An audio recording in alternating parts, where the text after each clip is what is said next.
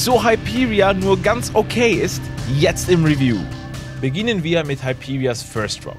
Dieser ist einzigartig und besteht aus einer senkrecht abfallenden Strecke, welche sich um 180 Grad dreht. Das Besondere daran ist, die Drehung ist nicht gehardlined, wie man das von anderen Bahnen kennt. Im vertikalen Teil der Abfahrt bleibt das Gefühl des freien Falls bestehen. Sobald die Drehung einsetzt, wird man zusätzlich leicht zur Seite gedrückt. Auf den First Drop folgt die wohl intensivste Stelle der ganzen Achterbahn. Das erste Tal wird mit etwas mehr als 4G durchfahren, bevor der Zug mit maximaler Geschwindigkeit von ca. 130 km/h dem nächsten Element entgegensaust.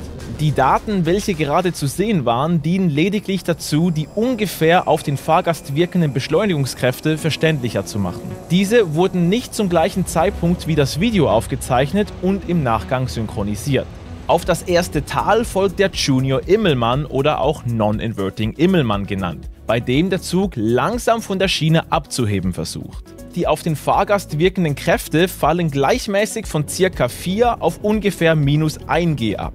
Dabei erlebt man das Gefühl, aus dem Sitz nach oben gezogen zu werden, manchmal auch Ejector Airtime genannt. Diese Luftzeit hält für gute 2 Sekunden an, bevor die Schwerkraft langsam wieder einsetzt und der Zug dem nächsten Tal entgegenfährt. Und dabei die erste Trimbrake der Achterbahn passiert.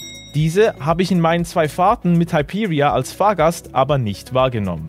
Mit einer leicht korrigierten Geschwindigkeit fährt der Zug als nächstes mit ca. 3,5 G durch das zweite Tal dem wohl einzigartigsten Element der Achterbahn entgegen. Das Element, welches ich als Outward Banked Dive Roll bezeichnen würde, ist so auf der Welt einzigartig und mitunter eines der optisch verrücktesten Elemente einer Achterbahn der letzten Jahre.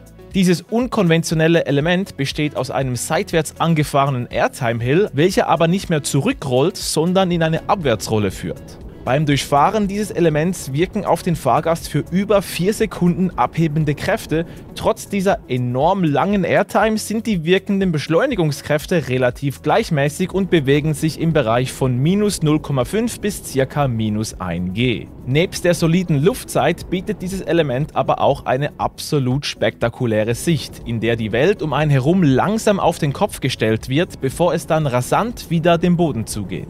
Das nächste Element wird wieder mit 4G angefahren, bevor der Zug erneut auf den Kopf gestellt wird, im wohl längsten Stalled Dive Loop der Welt. Bei diesem Element wird der Zug noch während der Aufwärtsfahrt auf den Kopf gestellt und beschreitet einen innen befahrenen Airtime Hill, bevor diese Überkopffahrt in der zweiten Hälfte eines Loopings endet. In diesem Element ist der Fahrgast für gute 3 Sekunden mehr oder weniger schwerelos und gleitet mit dem Zug durch den Stall. Bei der Ausfahrt aus dem Stalled Dive Loop baut der Zug nochmals 4G auf, bevor der Zug in die zweite, deutlich stärkere Trimbrake fährt. Auch diese Trimbrake dient wieder dazu, die Geschwindigkeit des Zugs zu reduzieren, und zwar deutlich. Ich habe leider keine Daten, die das belegen, gefühlt verliert der Zug aber circa die Hälfte seiner Geschwindigkeit. Und das ist bei der vorhandenen Streckenführung auch absolut notwendig. Denn das nächste bodennahe Element bezeichne ich als ein Outward Banked Stängeldive und dieser wird trotz der stark reduzierten Geschwindigkeit mit -0,5 bis ca. -1G durchfahren. Ungebremst würde dieses Element höchstwahrscheinlich die Belastungsgrenzen des menschlichen Körpers überschreiten.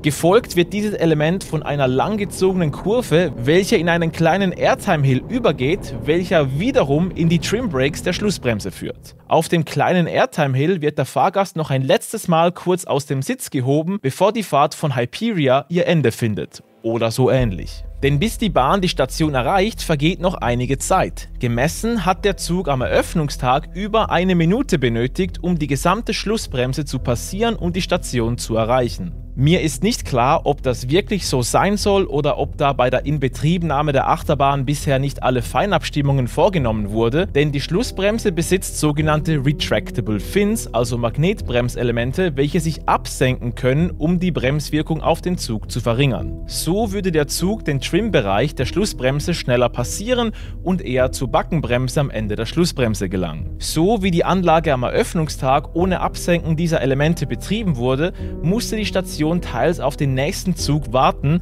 da dieser noch langsam über die Schlussbremse rollte. In manchen wenigen Fällen, wenn die Abfertigung in der Station besonders schnell war, führte das sogar dazu, dass der Zug auf dem Lift gestackt wurde. Das bedeutet, dass der Zug auf dem Lift kurzzeitig gestoppt wurde, um zu warten, bis die Schlussbremse komplett vom zweiten Zug passiert wurde und diese bereit für den Zug auf dem Lift ist. Das führte wiederum dazu, dass die theoretische Kapazität von Hyperia um Welten verfehlt wurde. Bei eigenen Messungen fiel die berechnete Kapazität der Bahn mehrfach unter 550 Personen pro Stunde. Viele Fahrgäste, inklusive mir, mussten so an diesem Tag bis zu 6 Stunden Wartezeit in Kauf nehmen. Bevor wir aber zu meinen persönlichen Eindrücken zu Hyperia kommen, noch kurz ein paar Worte zur Station, der ersten Kurve und dem Lift. Die Station ist voll okay. Kein thematisches Meisterstück, aber auch nicht nur eine Lagerhalle. Das Stationsdesign würde ich als stilisiert, aber dennoch funktional beschreiben. Die Station ist definitiv nicht das Highlight der Anlage. Hyperia hat sogar eine Dispatch-Sequenz erhalten. Das bedeutet, beim Losfahren aus der Station ertönt ein kurzer Soundtrack samt Lichtshow und Nebelmaschine. Die erste Kurve aus der Station ist nach außen geneigt, was dazu führt, dass Fahrgäste bereits zu Beginn der Fahrt einen Vorgeschmack erhalten, was sie erwarten wird. Das Element ist aber nicht weiter speziell. Ein nettes Element, das optisch von außen deutlich spannender ist, als es sich fährt. Der Lift ist verhältnismäßig schnell, aber sicherlich nicht der schnellste der Welt. Der Aufstieg auf die knapp 72 Meter Höhe geschieht rasch, aber dennoch langsam genug, um zu realisieren, wie man stetig an Höhe gewinnt.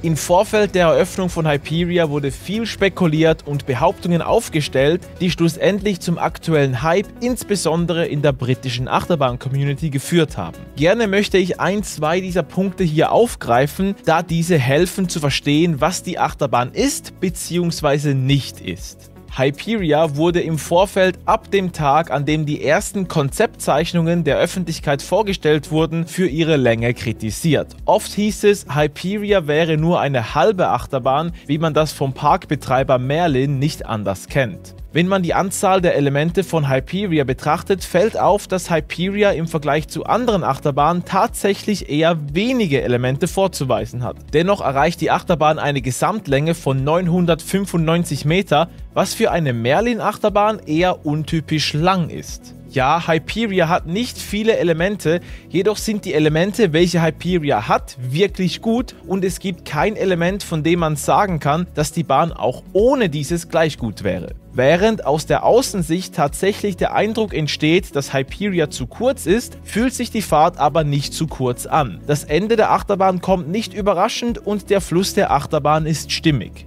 Nichtsdestotrotz muss auch ich gestehen, dass die lange Trimbreak nach dem Stalled Dive Loop etwas billig wirkt und ziemlich sicher aus Kostengründen eingesetzt wurde. Jedoch fühlt sich die Bahn auch in ihrer aktuellen Form vollständig an. Hyperias vertikale Beschleunigungskräfte bewegen sich zwischen minus 1,5 und 4,5 G. Damit gehört Hyperia zwar zu den eher intensiven Achterbahnen, ist aber noch weit davon entfernt, zu den intensivsten der Welt zu gehören. Auch das Fahrerlebnis ist alles andere als das intensivste der Welt. Die auf den Fahrgast wirkenden Kräfte wechseln sich für eine Achterbahn dieses Kalibers bemerkenswert sanft ab. Es gibt keine ruckartigen Drehungen, überraschende Airtime oder ähnliches. Die Streckenführung mit den sehr ruhigen Fahreigenschaften der Mack Hypercoaster-Züge führt primär zu einem Gefühl des Fliegens. Man gleitet förmlich von einem schwerenlosen Element ins nächste und muss sich nicht auf abrupte Stellen vorbereiten. Alles in allem eine sehr angenehme, extreme Achterbahn mit weichen Fahreigenschaften. Eine solide Achterbahn, welche sich nicht verstecken muss, aber auch kein Anwärter für das Beste, was die Welt der Achterbahnen je gesehen hat.